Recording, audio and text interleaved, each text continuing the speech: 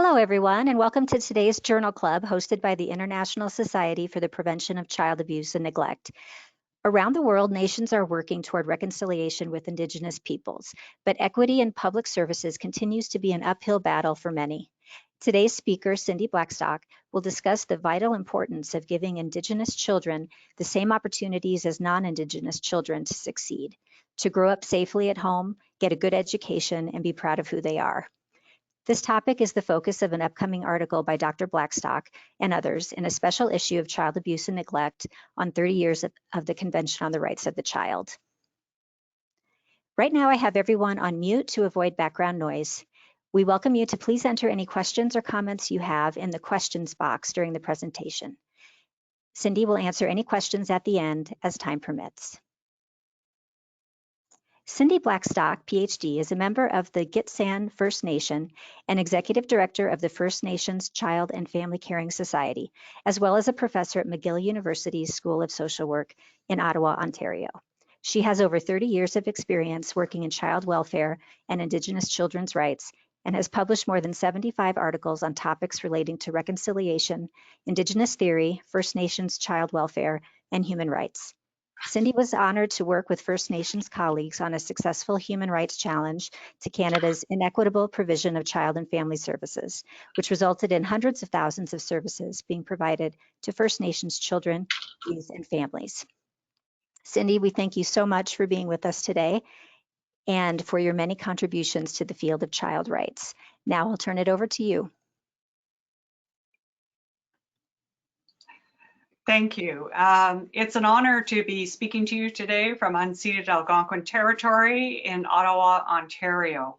I want to begin by acknowledging the co-authors of the paper, Muriel Bamblatt and Carlina Black, who are from the Victorian Aboriginal Childcare Agency in Australia.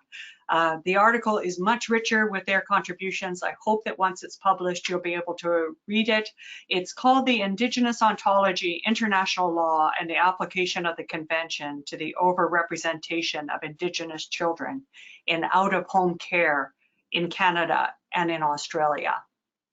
I want to begin by really emphasizing how really shocking it should be to all of us that in far too many countries around the world, Indigenous peoples are having to litigate against the state, advocate against the state to achieve basic equity in public services for Indigenous children. Now, these are services that are taken for granted by other children, even in those same nation states. So it can't be explained away by this being poor countries. Certainly not in Canada's case, it can't be explained as poor country. It really roots back to the colonial DNA of the creation of these various nation states and how that's even threaded through professions such as social work and such as child rights. Our article begins with a bit of a description of how Western and First Nations knowledges are different in social work and just in general. One of the things that really strikes me is that we use the word culturally appropriate, but too often what that means is taking a Western model and throwing in a totem pole or a sweat lodge or some other Indigenous practice, and then it's presumed to be culturally appropriate. There's very little acknowledgement that the social work practices and the ontology underlying them are culturally loaded in and of themselves. They have an accent. And so it's not much of a surprise to me that when we apply what are Western-based ontological kind of approaches to First peoples who have a different ontology, that there's a big mismatch there. So the article begins with that piece. And I'd have here just a very simple overview of some of the things that are different. So for example, for First Nations peoples, we believe that when it comes to children and many other issues, our ancestors were mostly right. We give deference to the idea that human beings have existed on this planet for tens of thousands of years and have been confronted by what are often very human problems, like how to create an existence for you and your family and support you and your family, how to create peace with other members of your family and other nations and peoples who are different than you, how to exist within the environment in a way that is kind of synergistic versus one where the environment is either looked at as a resource for exploitation, or more recently in the language of climate change, as a threat to the human environment versus something we're symbiotic with. So for First Nations people, ancestors are mostly right, and under the Western ontology, ancestors are mostly wrong. And any student who's in academia knows this, because if you submit a paper in a Western university without a 2019 cite, then it's probably going to be sent back simply because there's a preference for new knowledge. It's not that the new knowledge is necessarily better than what came before. It's just the fact that it's new that gives it a handicap in the whole evaluation of what is real and just knowledge. Another difference is that First Nations have very expansive concepts of time, that the past, the present, and the future are mutually reinforcing. Whereas in the Western social work practice, it really is a focus on the present, with some consideration of a next generation, particularly if they have children or grandchildren, but very little going backward and very little consideration about what the impact is if for this person for 7 generations that will follow them. So assessments on child protection, for example, are made on the basis of a social worker going into that family at that point in time with very little reflection on the colonial underpinnings that have actually put that family at risk. And too many structured decision-making tools codify what are structural risks as a personal deficit. The other difference is that everything is interconnected across time and space. I've been privileged to work and learn from Indigenous peoples around the world. And one of the things that is really key is that all of the creation stories I've heard are all rooted in the universe.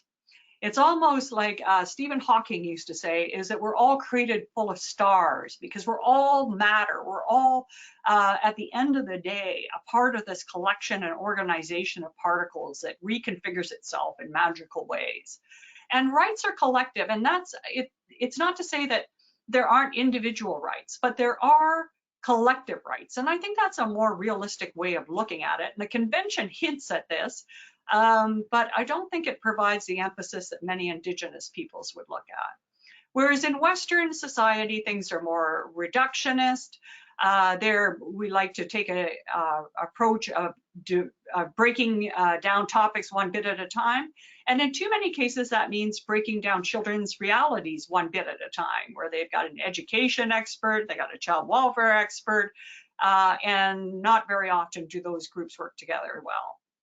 The other is multiple dimensions of reality are recognized and integrated via spiritual beliefs and ceremony for First Nations. Whereas really in Western social work and ontology, we look at one dimension of reality. And this is kind of weird because even Western physics has proven that there are multiple dimensions of reality that are really real. No one can really describe what they look like, but to take a point of view of saying there's only one dimension of reality is really a falsehood, even under Western kind of approaches. But because social work has become so insular from other fields of knowledge, we haven't really even posed the question, what would it mean for social work if there was some acknowledgement of these multiple dimensions of reality?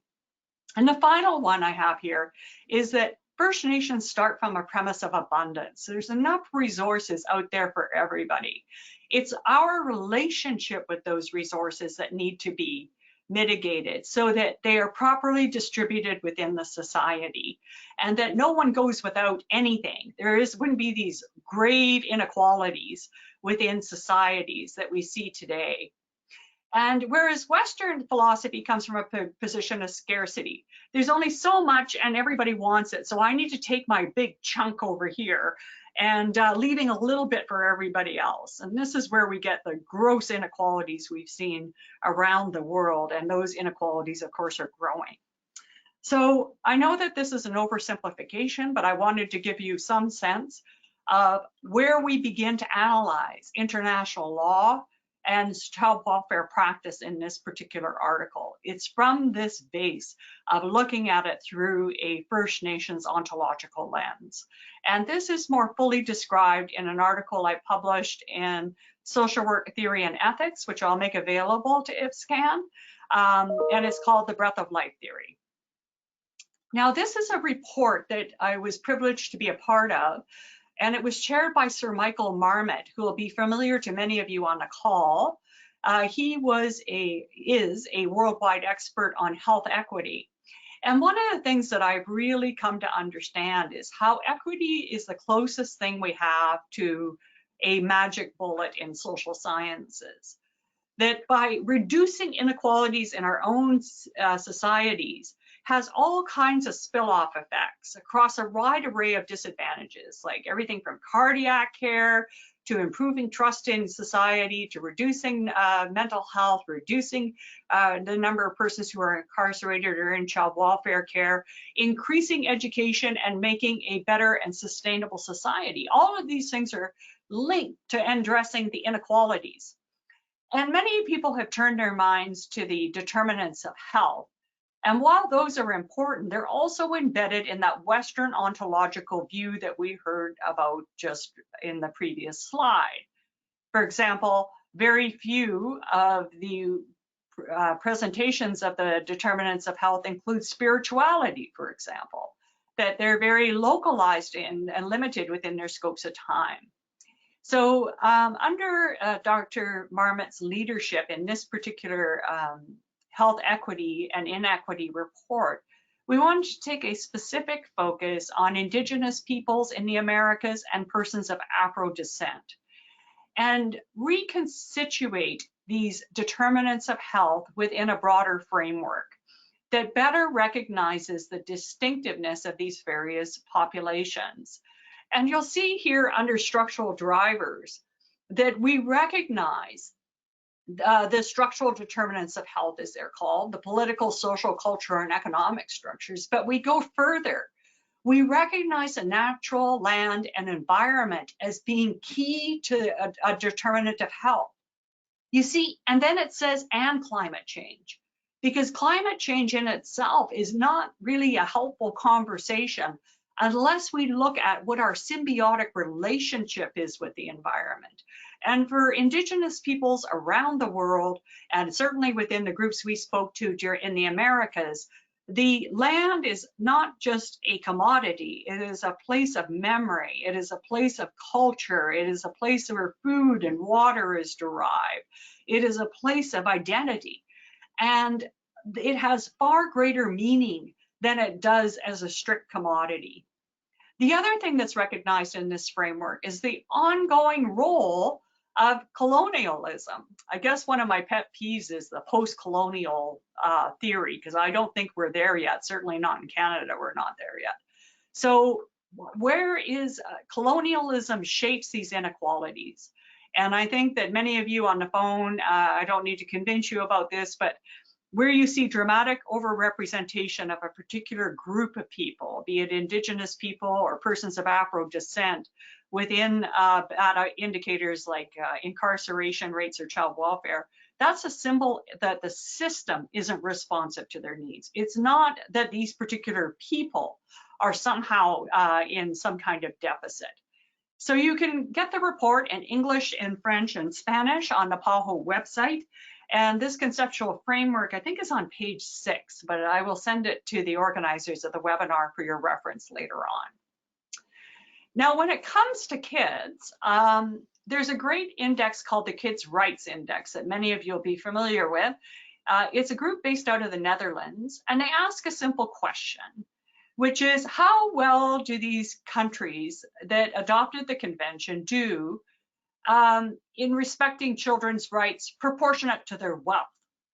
So we would expect groups like Canada and Australia and these other countries to be actually putting in more resources and doing better than maybe countries that are in the developing world. They don't have as many resources. But when you level off for wealth, when you control for wealth, and you take that out of the picture and you say, how well is Canada doing? Well, Canada is not doing well at all. We're 49th in the world.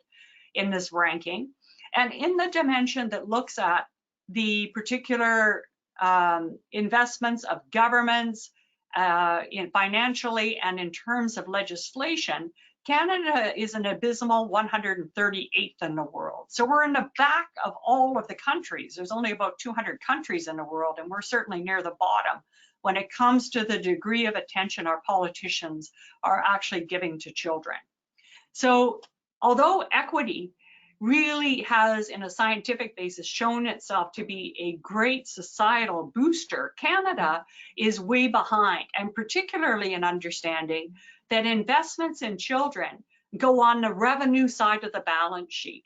Yes, you'll be spending more for early childhood programs and education now, but you're going to save, according to many studies, about $18 for every dollar you invest in kids. So they need to start thinking about kids, even in their narrow economic mindset, as on the revenue side of the balance sheet.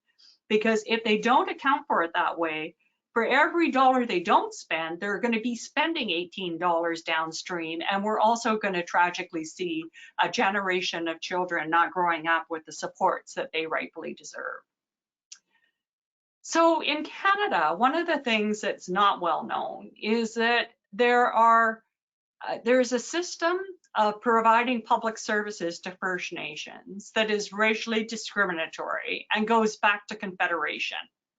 What happened is that the Canadian government created reserves. They'd be the equivalent of US reservations, but they're called reserves. And then the federal government passed something called the Indian Act that made itself responsible for controlling all aspects of First Nations life on reserve, everything from governance systems to wills and estates, and to the federal government providing public services. The problem is the federal government has underfunded these services ever since Confederation. And regardless of who brought forward the inequality and linked it in evidence to the harms to children, Canada never fully rectified this inequality. In fact, one of my favorite stories is one of Dr. Peter Henderson Bryce. You'll see them there under 1922.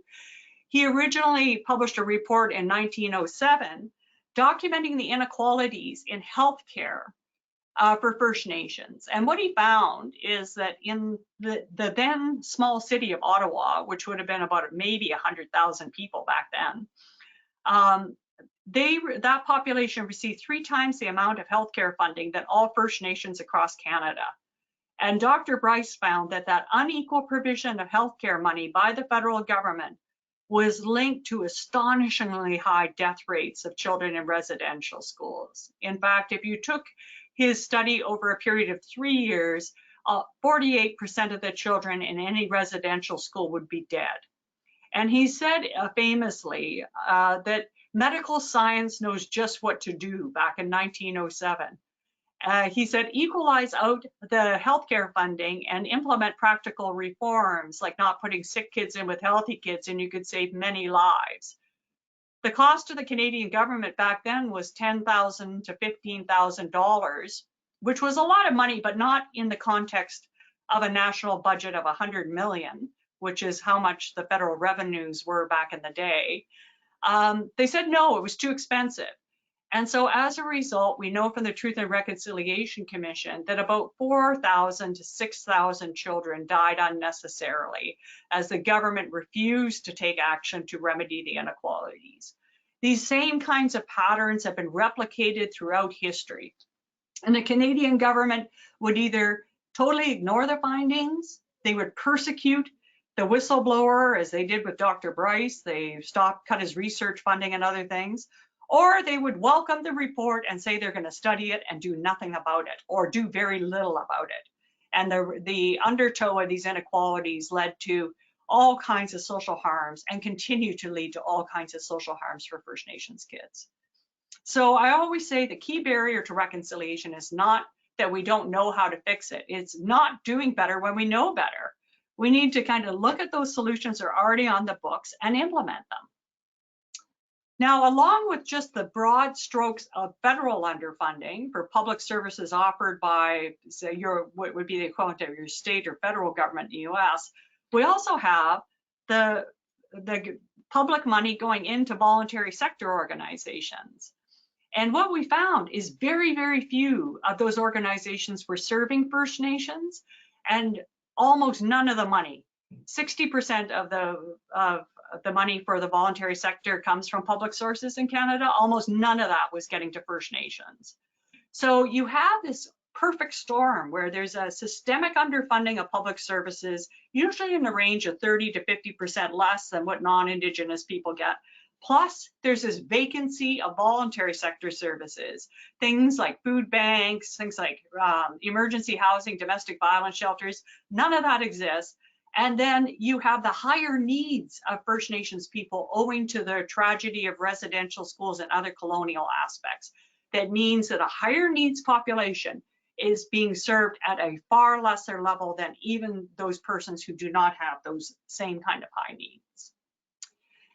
And on the ground, what that meant is a dramatic overrepresentation of First Nations children in Canada in child welfare care. And I try not to use the word overrepresentation because it's too easy to say. We say it and it doesn't really kind of put up a big tingling down your back. The way I like to think about it is the way children think about things, which is how many nights do I see my mom? And we had a federal government document, and this would be children on reserve only or in the Yukon Territory, that counted up the number of nights that First Nations kids spent in foster care between 1989 and 2017. And that came to 78 million nights, or 213,000 years of childhood. Now, it's important for you to know as you look at these numbers, these staggering numbers, that in 2000, the federal government had a report showing it was funding child welfare at 30% less than other people, and that it had a solution to be able to remedy that inequality, but it ignored it. A further study came out in 2005, same result. And where were those dramatic inequalities? In keeping families together, remediating the risk before removal became a must-do, and also in addressing risk where children were in care so they could be reunited.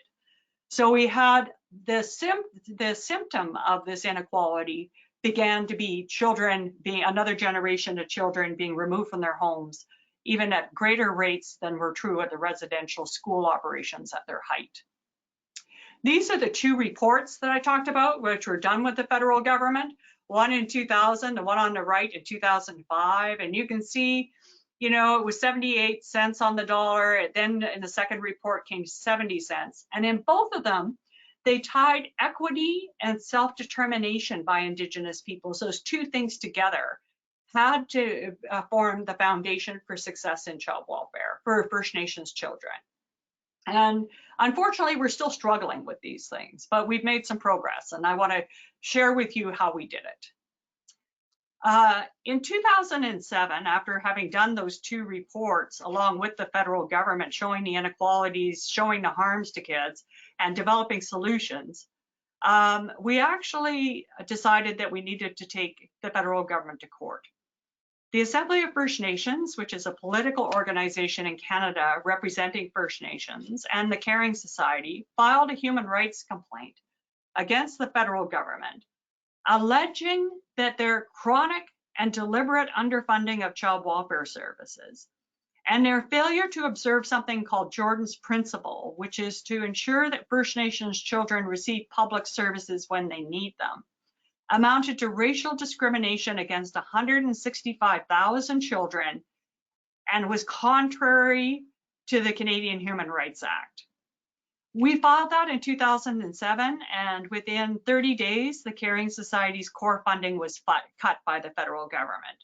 By 2009, we received no government funding, and we're still totally independently funded. The federal government did not fight this case on the facts. They tried to get it dismissed on legal technicalities. They brought at least 8 different motions to try and get it kicked out on jurisdictional grounds. But by the time they were unsuccessful, thankfully.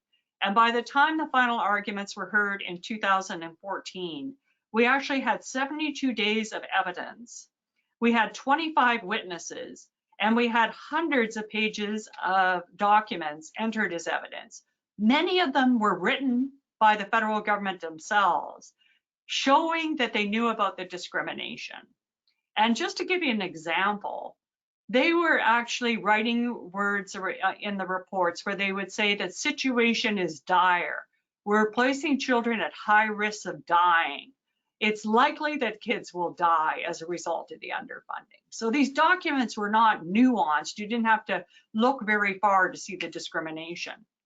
And so the tribunal in 2016 issued this landmark ruling. It's the only one we know of its kind where a government was on trial for its contemporary treatment of First Nations children for racial discrimination, a whole generation of them.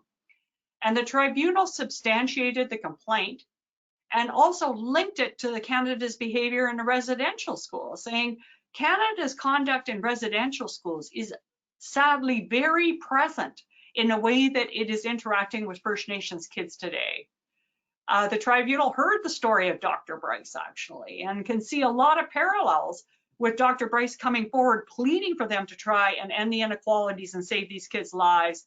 And then today we're coming forward saying, you know, end these inequalities, give these kids a chance to grow up in their family, save their lives. There's almost a direct parallel in Canada's actions. So it's very important that we don't presume that we're more informed now than we were back then. When it comes to the perpetuation of colonialism, too often our current actions are just echoes of the past. So the government welcomed this decision under the Trudeau government when this was handed down, and then they did nothing.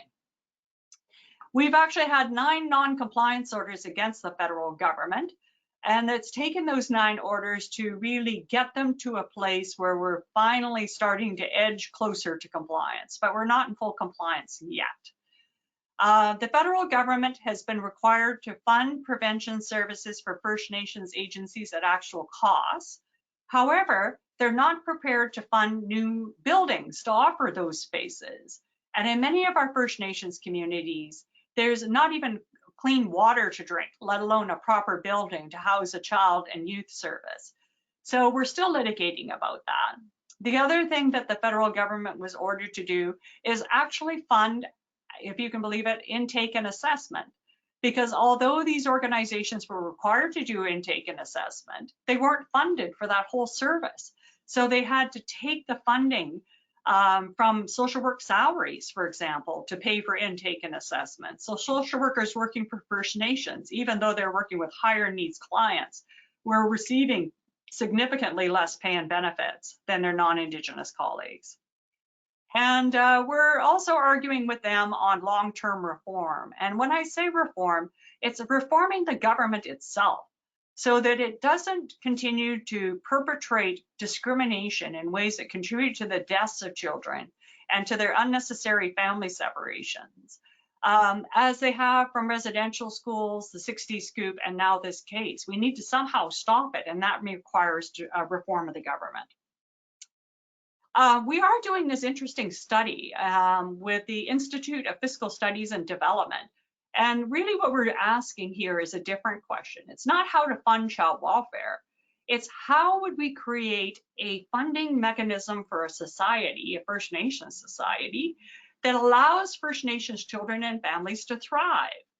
For example, if we lifted these families out of poverty, what would be the consequences for that financially for that community, and also in terms of child welfare rates and other forms of health equity questions. So the more typical kind of health issues like cardiac and diabetes, would we see those rates go down?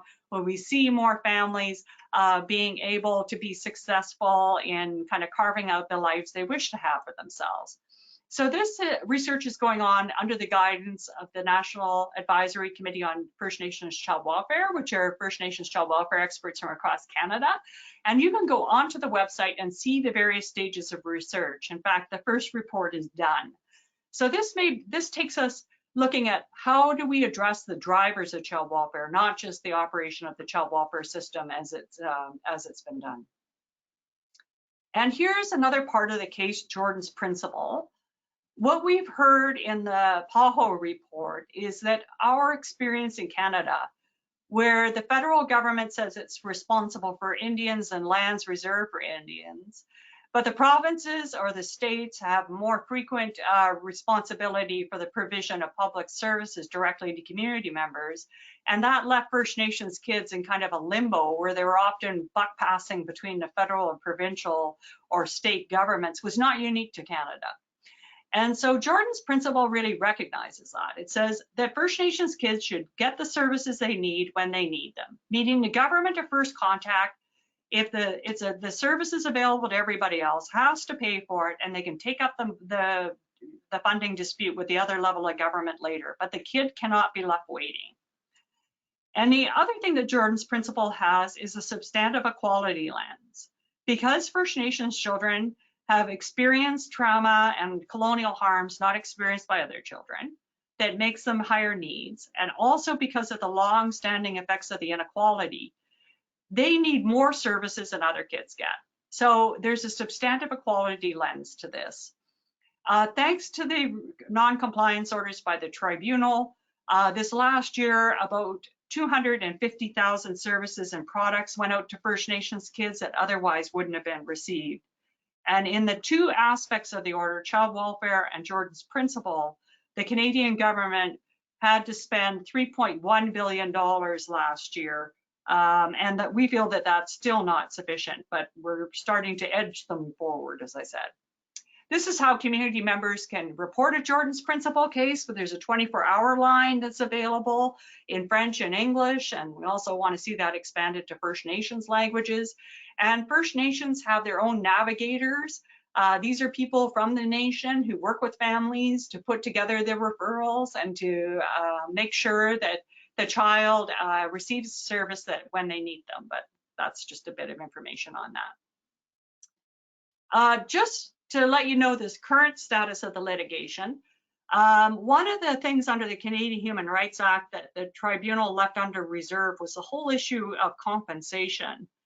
And in September, it finally held down its ruling. It found that the Canadian government was willfully and recklessly discriminating against First Nations kids. So put in layman's terms, this really captured that idea we talked about earlier, that Canada knew better, it had the resources to do better, and it chose not to do it, even though it knew the harms were unbelievable. So the tribunal ordered maximum damages allowable under the Canadian Human Rights Act of $40,000 to each victim. And it also ordered Canada to consult with the Assembly of First Nations and my organization, the Caring Society, to come up with a process for compensation. Those filings were due on December 10th. Canada asked for an extension. They were just filed last Friday, but you can read them on fnwitness.ca.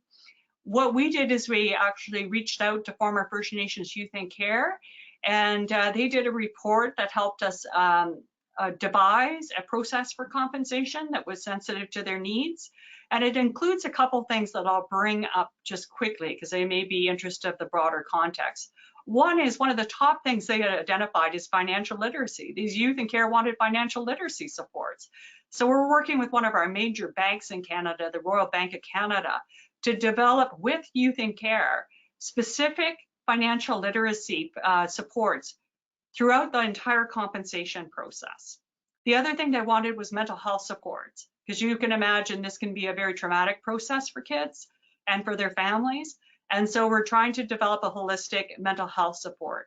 And the third thing that we're doing is recognizing the whole stage of emerging adulthood in our submissions, in that we're saying that people ought to have support past the age of majority set by the provinces, which are really arbitrary dates. And we really should bring that more in line to what brain science says, with adulthood really being the transition around 25 to 28 years old. So we want these funds for children who are now children to be left in trust until they're 25 with an ability to withdraw it earlier. The other thing that I want to point out is that in this decision, the tribunal makes clear that this willful and reckless discrimination is still going on, and that it has caused the deaths of children and unnecessary family separations. Unfortunately, our government is appealing this decision, And it's still using the language that this discrimination is in the past. It has been very, very resistant to wear this discrimination, to actually own it and to stop it. And that's something that we're really going to have to focus on going forward. Those are just some of the eligible complaint victims that are eligible for compensation. You can read that on the slide, and I'll also provide the ruling to scan later. Another thing that's happening in Canada is under the guise, and I use that word guise intentionally, of respecting self-determination. And that is this act respecting First Nations, Métis, and Inuit children, youth, and families is intended to respect First Nations jurisdiction. But the problem is that there's no money for it. There's no money for the development of First Nations laws and institutions. There's no money for the operation of them. So we're really hoping this isn't just another empty promise.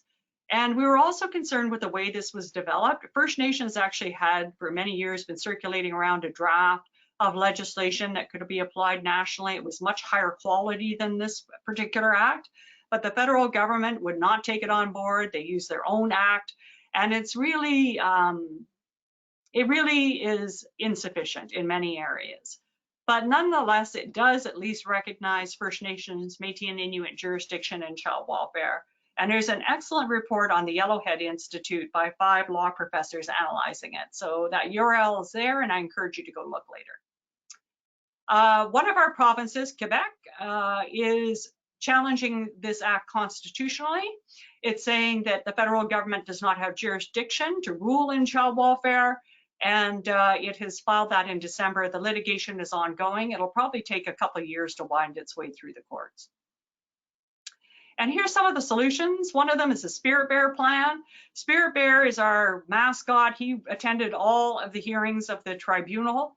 And really he's come up with a plan that is intended to address the inequalities. One is get Canada to ask the Parliamentary Budget Officer to cost out all the inequalities across all First Nations children, youth, and family programs, and develop something like a Marshall Plan to fix it with public accountability and budgeting goals.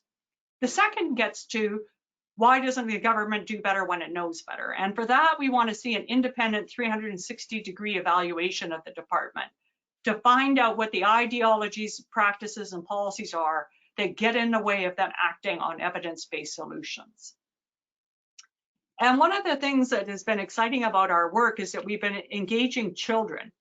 Children first heard about the legal case, and they started to show up in large numbers. In fact, by 2012, so many kids were there that we had to book them in shifts, and they took active roles in the litigation. They would write letters to the Prime Minister. They would come and write to the hearings and ask questions of the lawyers. And so we have created these children's books based on Spirit Bear, and they're really true stories of how children and Spirit Bear came together to address the inequalities that First Nations kids have experienced. So the first one is about the tribunal and Jordan's principle. The second is on traditional knowledge, like that first slide that we talked about, the ontology of First Nations people, then residential schools, and then the inequalities in education. We translate them into First Nations languages. Those are available for free. And we sell the ones in the colonial languages of French and English, and we use the funds to fund children's engagement and reconciliation. And there's also free learning guides and all kinds of stuff on our website. We're actually getting Spirit Bear animated now. So it's in stop motion animation, and it's a way of really teaching children about other children just like them who have taken action to address these ongoing inequalities in peaceful and respectful ways and had great effect. The kids were amazing advocates and are amazing advocates in everything that we do here at the Caring Society. And we're talking about literally tens of thousands of kids across the country writing letters now to the Prime Minister to end these inequalities. There's Spirit Bear's animation. So coming May 10th, hopefully you'll see that. And this is really a realistic portrayal of what the kids would look like outside of our courthouses. They would be outside with their signs that they made themselves with messages for the government. And you'll see that the children represent all kinds of diversities. It was actually one of the most hopeful things, is to look at the group of children from all different communities standing together to end racial discrimination as a matter of public policy in Canada. And we have something called Bear Witness Day that we're hoping you'll participate in. You bring a teddy bear to your work, daycare, or school to honor the founder, Jordan's principal, Jordan River Anderson, who died at the age of 5, never spending a day in a family home because he was First Nations. He was in the hospital all that time and ought to have been discharged when he was 2, but Canada would not pay for his at-home care. So we get teddy bears, and then you bring them to your workplace, you share the message of Jordan's principle, and then post it on social media and tag Spirit Bear. He has his own Twitter account. So it's something fun to do. It can be done in any community, free of charge, and it helps spread the word on Jordan's principle. And on our website, there's actually a video that children did about Jordan's principle. So it's only about 2 minutes long, but it could be shown in your workplace or school. And then how people can get involved in making sure that Jordan's principle is a reality in the lives of all kids. And that's Spirit Bear there in one of our provinces. Those are all the legal citations for the case. Again, this will be in your slides. And for those of you who are interested, you can go back later. I just want to emphasize that this case is now 13 years old and it's still ongoing, which to me is just a real red hot poker stick in Canada's child rights narrative and the human rights narrative. In fact, it's kind of interesting for us to see our prime minister out there trying to get a UN Security Council seat while he's actively fighting these kids in court for their efforts to get basic equality. And these similar themes are seen in Australia, where there's dramatic inequalities for Aboriginal and Torres Strait Islander children, and a real disregard for the wisdom and the practices of Aboriginal and Torres Strait Islander peoples in their philosophies about children and in their practices about children. And one of the last opportunities I've really seen, I've had the privilege of working in non-Indigenous child welfare and in First Nations child welfare. And when I was in First Nations child welfare, the non-Indigenous side was always sharing their tools, thinking they were good for us. And in some cases they were. But they totally did not really appreciate that what we were doing was also good for all other kids. And so I think that's a real missed opportunity. When I look at the magic that First Nations communities are doing for kids in child welfare, I think those things would be really good imports to the non-Indigenous child welfare system, contingent on the fact, of course, that that proper permissions are made. So we can do better because we know better. But we have to become better advocates, and we have to do this with children, not just for children. Because if we can raise a generation of First Nations, Métis, and Inuit kids who don't have to recover from their childhoods, and a generation of non-Indigenous children who never have to say they're sorry, then we really set in place the promise for reconciliation for future generations. So thank you very much for your time. Thank you so much, Cindy, for sharing that very important information and for all the work you've done to protect Indigenous children. We have some questions from the audience I would like to ask. Hold on one second. Okay, so we've got a variety of questions on several different aspects of your talk. Let's see. The first one, in Canada, does the child protection system, sorry, hold on. That's okay. Oh, do the child protection system basics that are available outside of the First Nations required by law in the First Nations, or are they governed by their own laws? It's a really good question. And beginning in the 1970s, First Nations really were strongly advocating for an affirmation of their jurisdiction in child welfare. The federal government said, well, we'll let you operate First Nations agencies on condition that they accept provincial legislation. And also, of course, the federal government will be funding them. But the federal funding was not linked to the provincial legislation. And there was no room at all for the affirmation of First Nations laws. That's why C92 provides a bit of an opportunity, but you can see there they've gone the other way, where they have said, yes, you have a right to have your own laws, but there's no positive funding obligation whatsoever tied to this. So it is really concerning to us that communities will go through the hard work of developing their laws without any money, and then they take effect, and then what happens? It's very unclear in the legislation. And the way the federal government has rolled this out, this act, was very irresponsible. In fact, they didn't do any public communication about the act until 4 days before it was to take effect. So it just tells you how disorganized they really were in the implementation of this thing.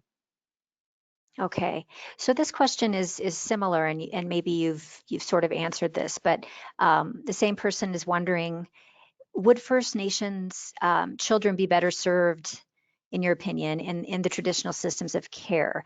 In other words, it would be ideal to have unique services, but um, in reality, would care that's not separated be better? Does that make sense? Do you mean in terms of if the question is about would it be better just to have the provinces fund child welfare and do the Mhm. child welfare? The answer to that is no. We already experimented with that. In the 60s, the provinces were delivering child welfare to First Nations, Métis, and Inuit children, and there were no First Nations agencies. And what we had then was the 60s scoop, where non-Indigenous social workers, without any real education or awareness of the structural drivers of the overrepresentation rooted in colonialism, would codify those structural discriminations as parental risks. It's the parent who wasn't looking after their kid, not the fact that the community doesn't have water, that every other public service was underfunded. So we already tried that, and it led to what is really a human rights disaster in Canada. Mhm. What is needed is to reaffirm First Nations jurisdiction and then to provide that substantive equality that the tribunal has ordered. Those two things to go together would provide the best hope for kids. That's not to say, when I say First Nations jurisdiction, there are a variety of First Nations at different stages across Canada. Some are ready. They've already written their laws. They have their own child rights systems. They've developed a lot of institutions. Their agency has really been active in setting the groundwork for this transition to self-government. And others are just beginning. So I think we need to have a variety of models, some of which will blend the provincial model with the First Nations model, and others which will open up a whole new opportunity of a First Nations jurisdiction and properly funded model. So I think that those are the options I'm looking at going forward. Okay, thank you. This question is related, and maybe, I don't know if there's more you want to say about this. This person is asking how to keep a balance between the placement principle and transition plan when it comes to determining the best interests of children. And then he asked for any practical examples. Right. So these placement principles in some ways are problematic in that they codify the structural discrimination. I remember when I was working nationally, I'd have particularly non-Indigenous groups come to us and say, well, you need to deal with all the kids who are in permanent care, who are First Nations, who are up for adoption. And I said, you're right. I said, but the other thing is at the front end, we need to stop these kids from coming into care because of racial discrimination by the state. If we never deal with the source of that, where these kids are coming into care and then remaining in care because their families don't have the same opportunities to care for them as others, then all we're really doing is not even putting out fires. We're really just dealing with the back end of the consequences of this tragedy. So what I really encourage people to look at is look at the structural drivers that lead kids into care. Ask yourself, what are you doing to address those? In order that the maximum number of families possible can care safely for their kids, and that children in care now can be reunited back. And then within that, look at how the placement principle can function. And we've had a variety of different approaches used by First Nations. For example, one example I like to show is from Northern BC, where a First Nation passed a law where it said where no non-First Nations members could care for their kids. And there was a non-Indigenous family that was really learning the language, taking the kids to the community all the time, meeting with the family members, I mean, doing everything you would want to see. And so what the elders decided to do is adopt them into their community as nation members. And that was the solving of the problem.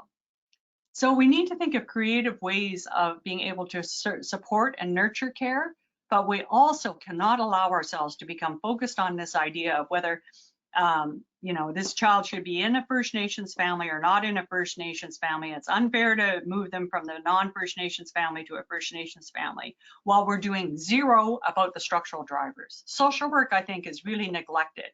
It's social justice responsibilities in child welfare, and I'm really hoping to see that change over the next number of years. Okay, thank you for that. So next question is related to some information you gave, I think, earlier in the presentation regarding the amount of money spent on child protection. The person says, for every $1 not spent on child protection, you stated it would cost governments $18 later on for secondary issues. And the person is wondering if this was for Canada only or a global estimation, how it was calculated, and just she made the comment that it's an important number for advocacy everywhere. Yeah, it is an important number for advocacy everywhere.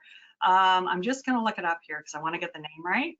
It's actually a calculation not just on child protection, it's on investments in children, and particularly in the early years. And it is done by a Nobel laureate at the University of Chicago. I need another cup of coffee. I'm going to get it for you here really quickly. Yeah, James Heckman. So go to the James Heckman at the University of Chicago. He has a whole institute there on the economics of inequality and childhood. So it's really, really important work for all of us to be aware of, and I hope that you'll find it useful. Great, thanks for that. We can get that name from you and let people know about that. Let's see. Sorry, let me look through the questions here. There were some questions about general situation among First Nations families. For example, questions about educational statistics for First Nations youth, rates of domestic violence.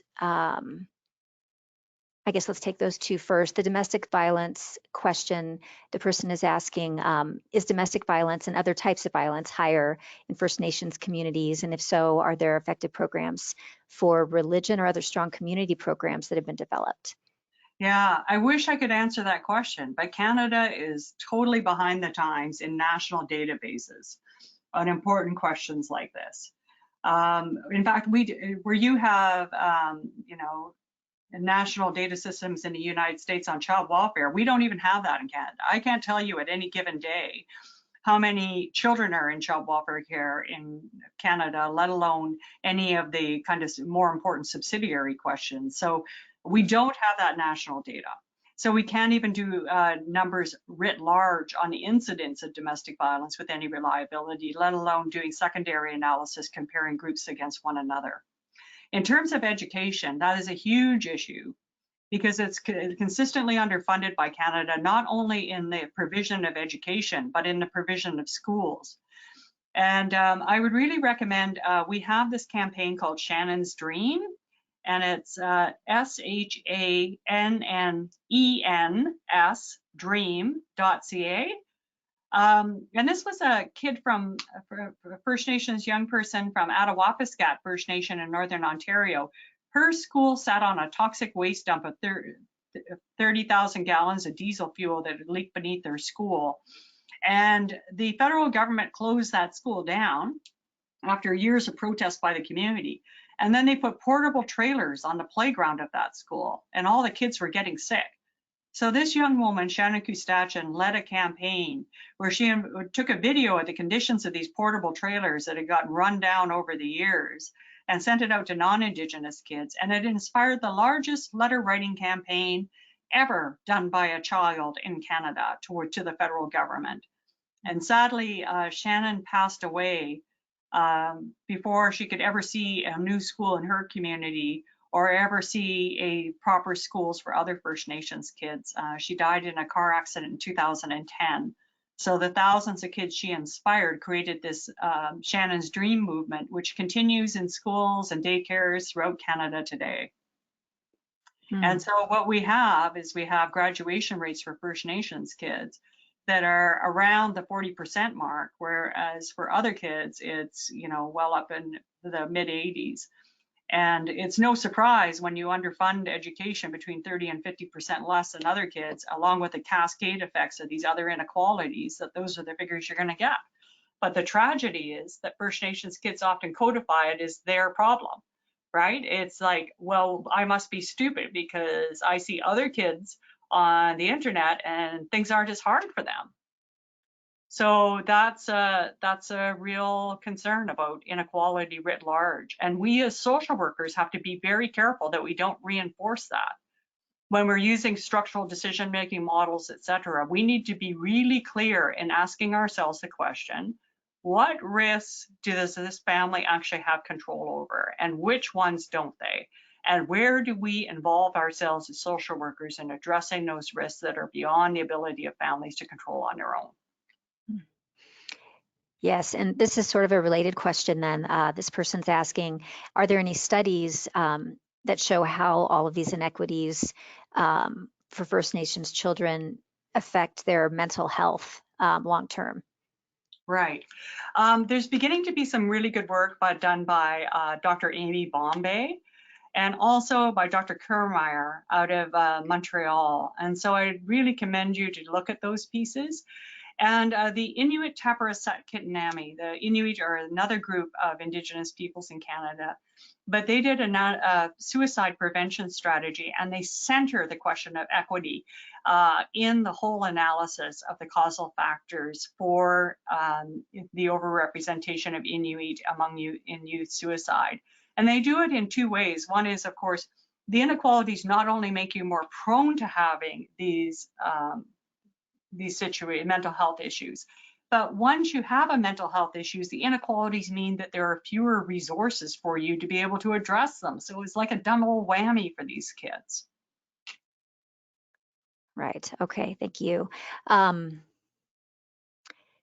so this person is asking kind of a more general question about First Nations children and the use of technology. She's wondering if uh, in general, technology has made these children more vulnerable in terms of mental health, trafficking, etc. I think that, you know, just on an anecdotal thing, again, this is an area that needs more study. Anecdotally, there's certainly evidence where kids, particularly those prone to the types of inequalities we talk to, are more vulnerable to predators of all sorts, including those on technology. But for First Nations kids, it's important to know that it can be a bit of an equalizer, right? If you've got a school that's so underfunded that doesn't have a science lab, maybe your only way of being able to see what a light beam is or a particular chemical experiment looks like is on the internet. So I think that we need to promote connectivity as a determinant of health. And certainly that's something we discuss at some length in the PAHO report, that we need to, that connectivity over this last 20 years has really been one of the things that's evolved that is really key in being able to allow people to have access to a wide domain of issues that many of us take for granted.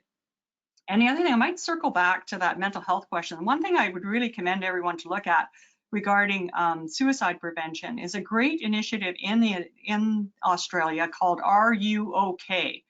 So it's the letter R, the letter U, O, K. And it's a campaign that's grassroots citizens where you're invited as a citizen just to ask someone if it looks like they're depressed, if they're okay. And then there's a whole wide array of resources that are available to the public free of charge to support persons with mental illness. I think it's a great initiative. And we also have something that's been created by First Nations youth here in Canada. It's called We Matter. So if you go on to wematter.org, you're going to see the great work that they're doing, which is very similar to the Are You OK? Great, thank you. And yes, we will collect all these great resources that you're sharing and make those available after the webinar. So thank you for all that information. I think we're about out of time. So I want to say thank you to everyone who has joined and for your questions today. And again, to you, Cindy, for being with us. A recording of this webinar and a PDF version of the slides will be available within 24 hours on our website, ispan.org. We encourage all of you to become members of ISPAN if you're not already, so that we can continue having informational webinars like these in the future. If you are interested in presenting or have ideas for topics for our webinar series, or would like more information about our journal or other resources, please contact us at resources@ispan.org. Thank you all again for joining us today, and to you, Dr. Blackstock, for joining us. And we hope you have a great day or night, depending on where you are. Thank you and bye-bye. Thank you.